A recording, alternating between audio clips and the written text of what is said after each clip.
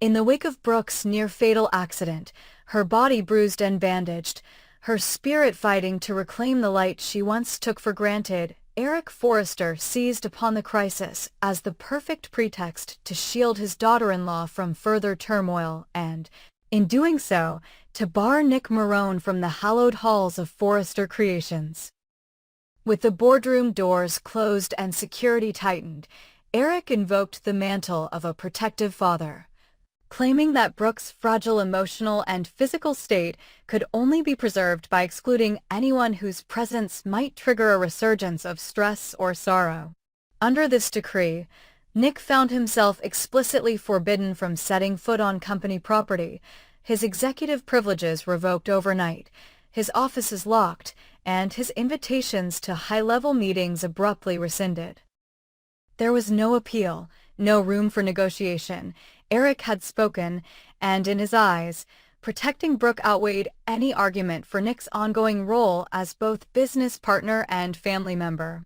Yet as Eric delivered the edict with fatherly concern etched into every crease of his seasoned face, his youngest son Ridge watched with mounting unease. Where Eric saw a chance to preserve tradition and maintain the Forrester legacy intact, Ridge perceived an iron hand squeezing the life from the company's future. He knew better than anyone the fire of innovation that had always driven Forrester Creations forward, ideas that had upended tired conventions, fabrics that had redefined aesthetics, daring risks that had become the bedrock of the family's reputation for fashion leadership. And so Ridge, voice trembling with equal parts respect and rebellion, rose in the boardroom to defy his father in public for the first time, demanding that Brooke be allowed to chart her own path, whether it led to reconciliation with Nick or forging a new alliance, and that the company not be held hostage by one man's fear of scandal or sentiment. His words rang through the room.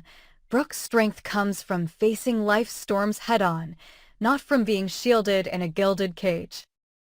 If, on one side, those who rallied behind Eric's paternal authority, the senior designers and old guard executives who feared that rapid change would undermine the family's storied heritage and that any instability around Brooke's personal life could invite unwanted scrutiny from the media.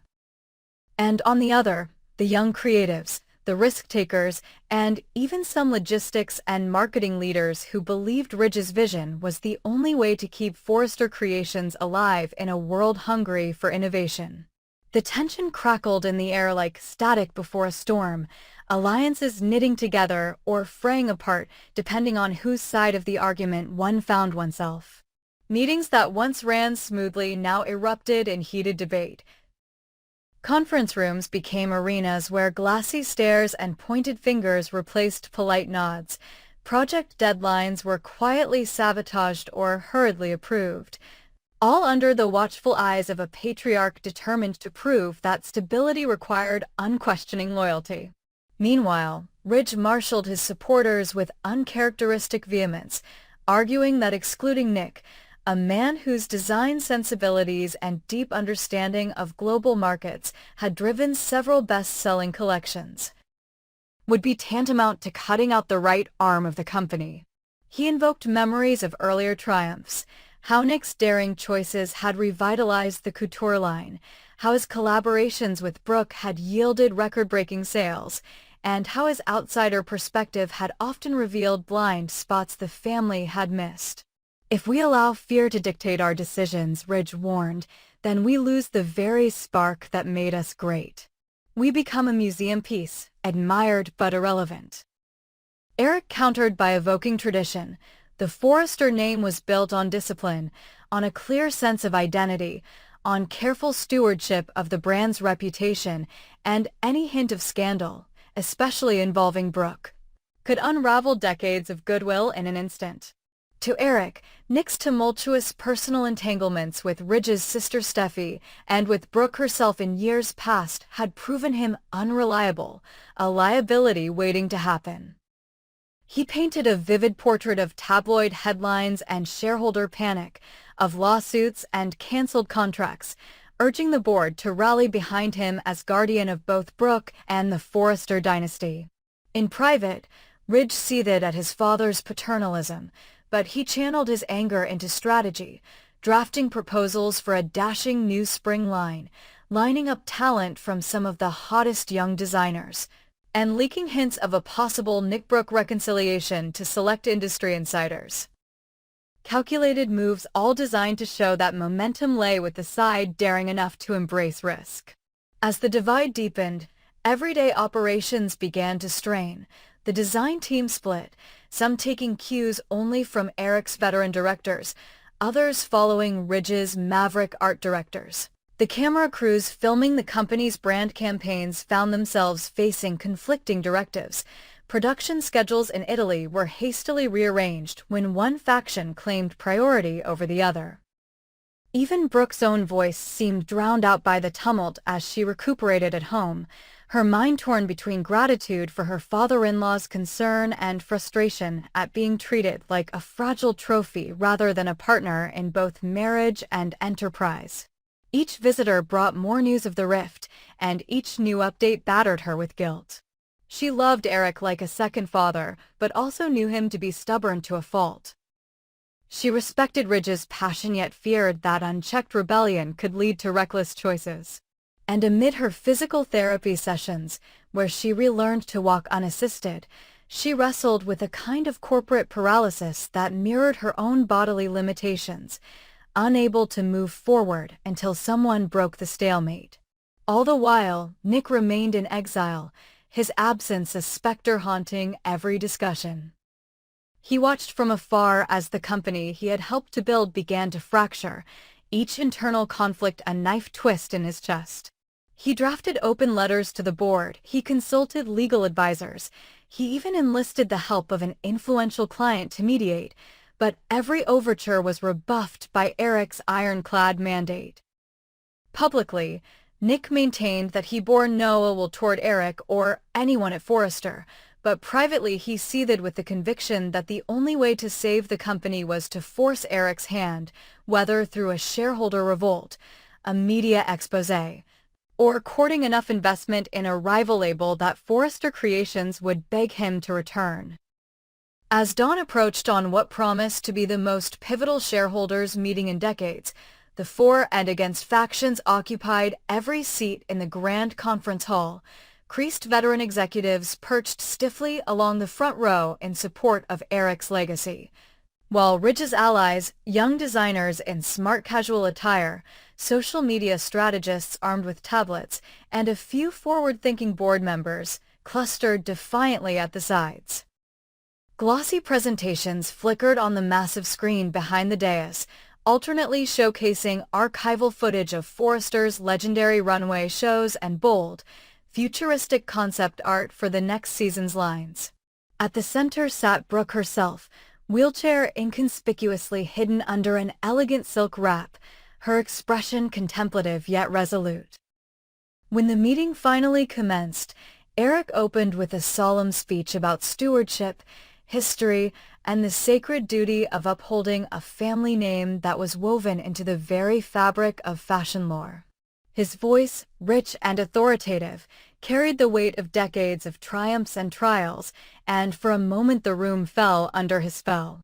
Then Ridge rose, his voice cracking at first, but gaining strength as he laid out his vision of innovation, adaptability, and trust in Brooke's own judgment.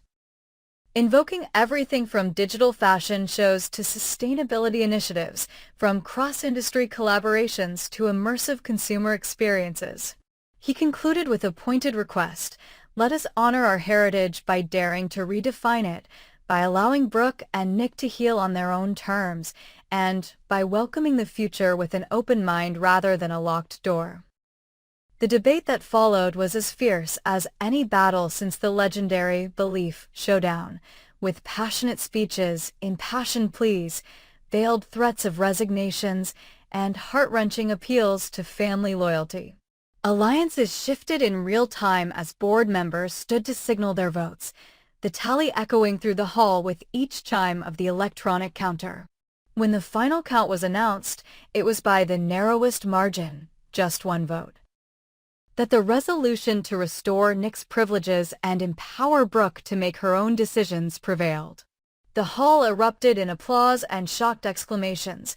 Eric's shoulders sagged for the first time in years, his legacy-protecting fortress breached not by an external rival, but by his own son's insistence on progress. Ridge rushed to Brooke's side, offering his hand to wheel her from the dais, and Nick was summoned back in, his return hailed by a standing ovation from the younger faction and grudging nods from those who had opposed him.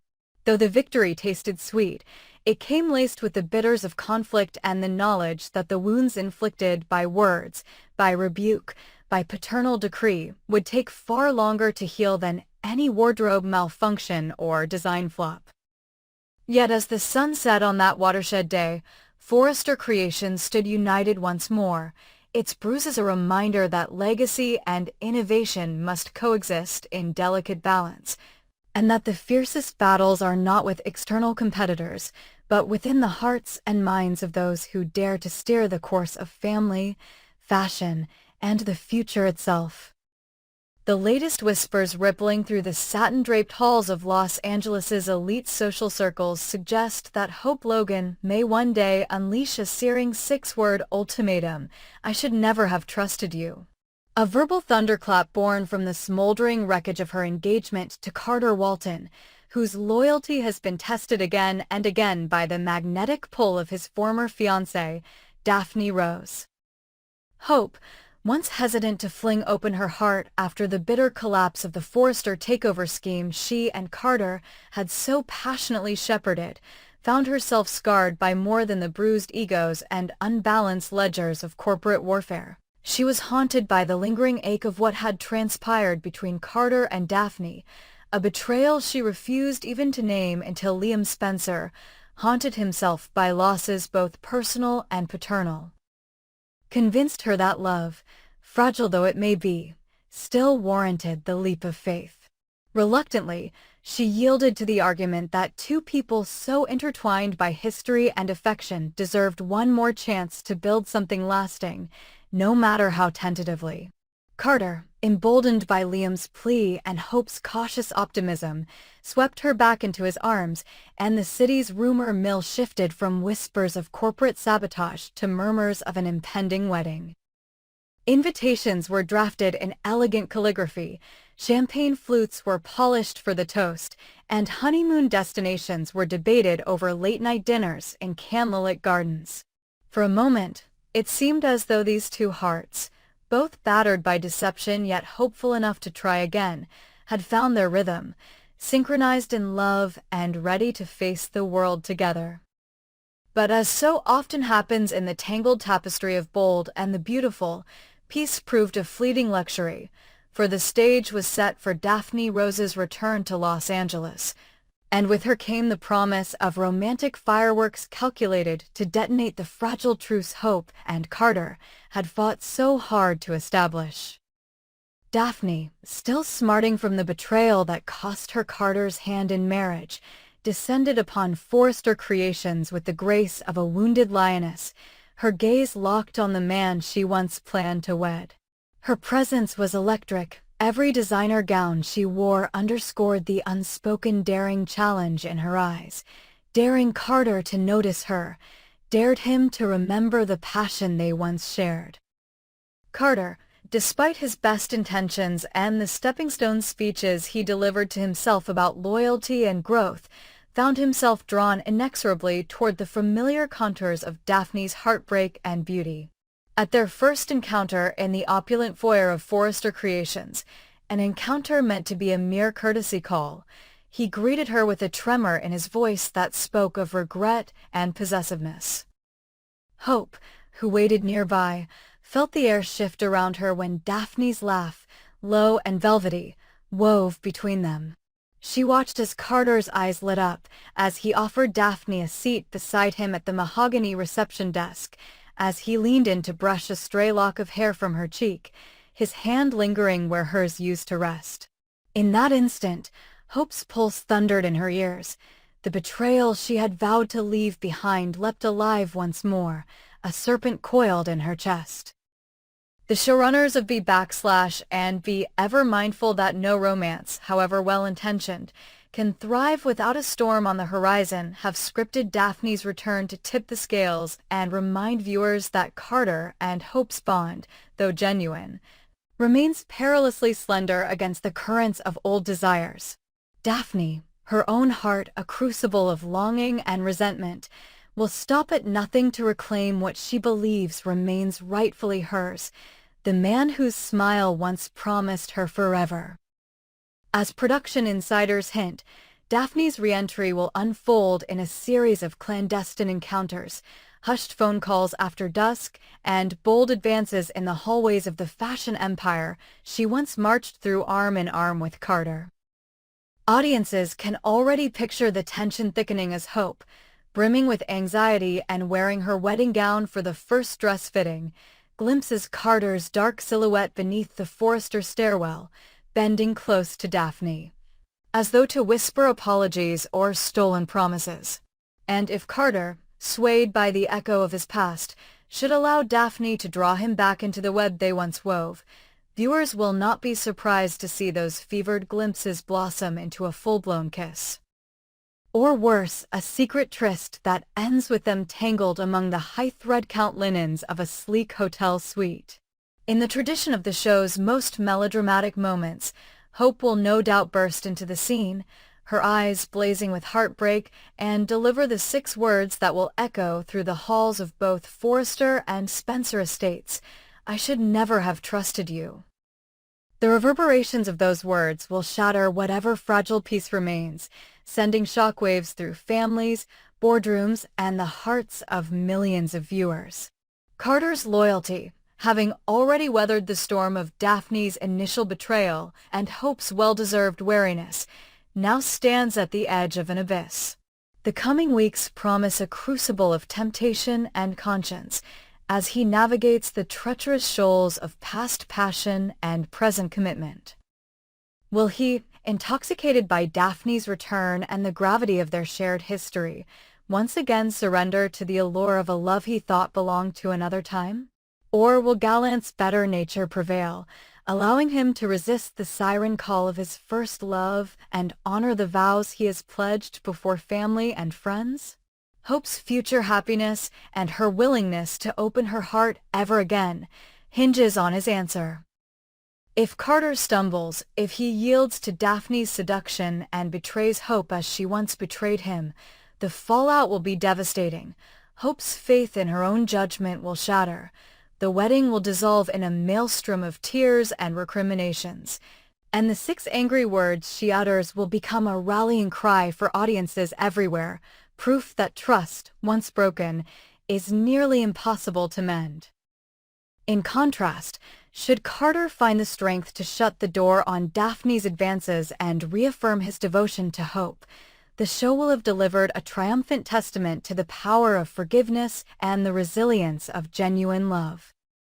But given the show's history of high-voltage drama and the producer's penchant for heart-wrenching twists, it seems almost inevitable that Daphne's return will tip the balance, compelling Carter to choose between the ardor of first love and the promise of something new and yet untested.